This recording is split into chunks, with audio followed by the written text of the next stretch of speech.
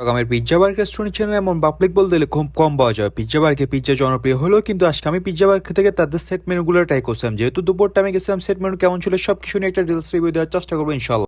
আসসালামু আলাইকুম, কি অবস্থা সবার? আশা করি আপনারা সকালে ভালো আছেন। চট্টগ্রামের মধ্যে সবথেকে জনপ্রিয় একটা রেস্টুরেন্ট হচ্ছে পিৎজা বার। পিৎজা বারকে পিৎজা মোটামুটি সববারই ট্রাই করলো, কিন্তু আজকে চিন্তা করলাম যে পিৎজা বার থেকে অন্য কিছু ট্রাই করা যায়। চট্টগ্রামের মধ্যে পিৎজা বারকে মূলত দুটা আউটলেট আছে। সবসময় আমার কাছে যাওয়া হয়েছিল হচ্ছে তাদের জামালখানা আউটলেটে। হালিশহর যে আউটলেটটা আছে ওটা আমি চিনি না, এখন পর্যন্ত বলতে গেলে যায় না, কিন্তু জামালখানা আউটলেট আমার কাছে মোটামুটি অনেক বেশি সুন্দর লাগে। আমি এতটুকু জানি যে হালিশহর ব্রাঞ্চ থেকেও তাদের জামাল খান ব্রাঞ্চটা অনেক বেশি বড় এবং জামাল খান ব্রাঞ্চটাতে সবচেয়ে বেশি ক্রাউড হয়। পিকচারের দিকটা তুলনা করতে হলে রেস্টুরেন্টের মধ্যে আপনার সবথেকে সুন্দর সুন্দর কিছু পিকচার তুলতে পারবে। পিৎজা বার্গের মধ্যে বসার জন্য যেসব সিটগুলো দেখো এইসব সিটগুলোতে বসে আমি কেন জানি না সবসময় আনকমফোর্টেবল একটা ফিল করি। তবে আমার কাছে মনে হচ্ছিল যে পিৎজা বার্গের দিনে থেকে আপনার যদি রাতে ভিজিট করেন তখন সেক্ষেত্রে আপনাদের কাছে পিৎজা বার্গটা আরো বেশি সুন্দর লাগবে। বিকজ এখানে যে পরিমাণ লাইটিং ইউজ করেছে, আপনার যেদিকে তাকাবেন ওদিকে আপনাদের কাছে যে লাইটিং এর চোখ পড়বে। এত লাইটিং থাকার কারণে আপনাদের কাছে ছবিগুলো অনেক বেশি সুন্দর আসবে। ছাড়া পিৎজা বার্গ হচ্ছে মূলত দুইটা প্লটে অবস্থিত। আমরা তখন আপনাদেরকে যেসব ফুটেজ দেখাচ্ছি ওটা ছিল ফার্স্ট ফ্লোর ছিল। পিৎজা বার্গের সবথেকে জনপ্রিয় হচ্ছে তাদের এই মিররটা। এবারকে গেছে কিন্তু এই মিররের মধ্যে ছবি অথবা ভিডিও ক্যাপচার করে এমন পাবলিক বলতে গেলে খুবই কম পাওয়া যাবে। আমি মনে করি যে তাদের ফার্স্ট ফ্লোর থেকেও আমার কাছে মনে হচ্ছে সেকেন্ড ফ্লোরটা অনেক বেশি কোল, এবং সেকেন্ড ফ্লোরের মধ্যে তেমন একটা কোনো ক্রাউডও থাকে না। ম্যাক্সিমাম মানুষজন দেখলাম যে তাদের ফার্স্ট ফ্লোরটাই ভিজিট করে, কিন্তু অনেকে জানি না যে তাদের এখানে আরো একটা সেকেন্ড ফ্লোর আছে। আমি সবসময় চেষ্টা করি যে তাদের সেকেন্ড ফ্লোরটাতে ভিজিট করার জন্য, বিকজ আমার কাছে তাদের ফার্স্ট ফ্লোর থেকেও সেকেন্ড ফ্লোর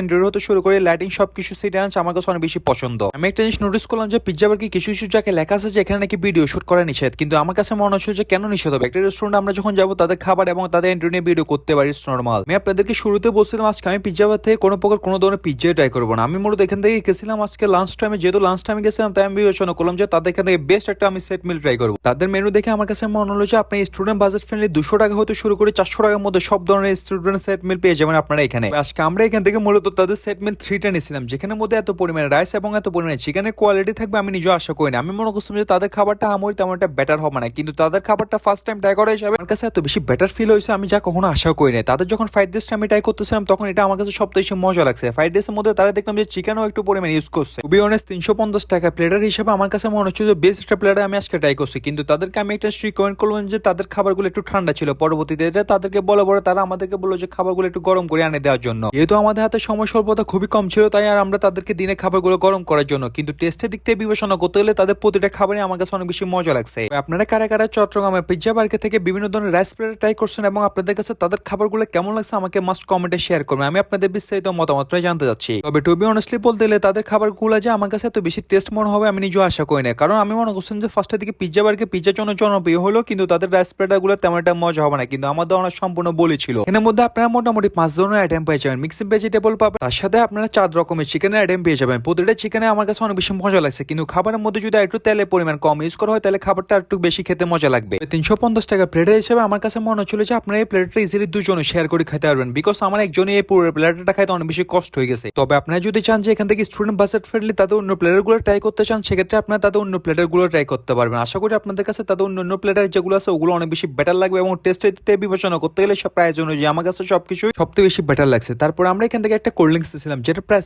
ছিল মূলত 69 টাকা নাকি 50 টাকা।